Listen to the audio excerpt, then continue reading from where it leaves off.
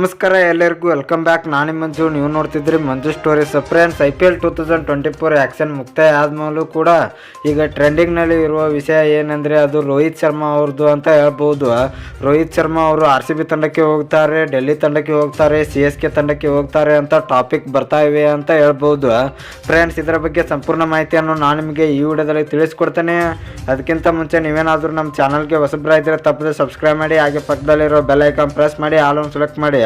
ಯಾಕೆಂದರೆ ನಾನು ಯಾವುದೇ ಕ್ರಿಕೆಟ್ ಬಗ್ಗೆ ವಿಡಿಯೋ ಮಾಡಿದರೆ ನಿಮಗೆ ತಕ್ಷಣ ನೋಟಿಫಿಕೇಶನ್ ಬರುತ್ತೆ, ಆವಾಗ ನೀವು ವಿಡಿಯೋನ ಮೊದಲಿಗರಾಗಿ ನೋಡಬಹುದು.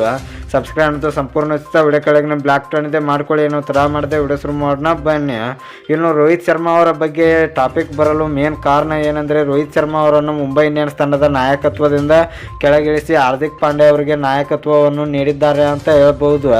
ಇದಕ್ಕಾಗಿ ಎಲ್ಲ ಫ್ಯಾನ್ಸ್, ರೋಹಿತ್ ಶರ್ಮಾ ಫ್ಯಾನ್ಸ್ ಅವರು ರಚ್ಗೆದ್ದು ಅವರ ಇನ್ಸ್ಟಾಗ್ರಾಮ್ ಅಲ್ಲಿ ಅನ್ಫಾಲೋ ಮಾಡಿ, ಅಷ್ಟೇ ಅಲ್ಲದೆ ಅವರು RCB ತಂಡಕ್ಕೆ ಹೋಗ್ತಾರೆ, CSK ತಂಡಕ್ಕೆ ಹೋಗ್ತಾರೆ, ಡೆಲ್ಲಿ ತಂಡಕ್ಕೆ ಹೋಗ್ತಾರೆ ಅಂತ ಪೋಸ್ಟ್ಗಳನ್ನು ಹಾಕ್ತಾ ಇದ್ದಾರೆ ಅಂತ ಹೇಳ್ಬೋದು. ಫ್ರೆಂಡ್ಸ್, ಇದರಲ್ಲಿ ನಿಜವಾಗ್ಲೂ ರೋಹಿತ್ ಶರ್ಮಾ ಅವರು ಯಾವುದೇ ತಂಡಕ್ಕೆ ಹೋಗ್ತಾ ಇಲ್ಲ. ರೋಹಿತ್ ಶರ್ಮಾ ಅವರು ಮುಂಬೈ ತಂಡಕ್ಕೆ ಆಡ್ತಾರೆ ಅಂತ ಹೇಳ್ಬೋದು. ಮುಂದಿನ ವರ್ಷ ಹರಾಜಿನಲ್ಲಿ ರೋಹಿತ್ ಶರ್ಮಾ ಅವರು ಕೂಡ ಇರ್ತಾರೆ ಅಂತ ಹೇಳ್ಬೋದು.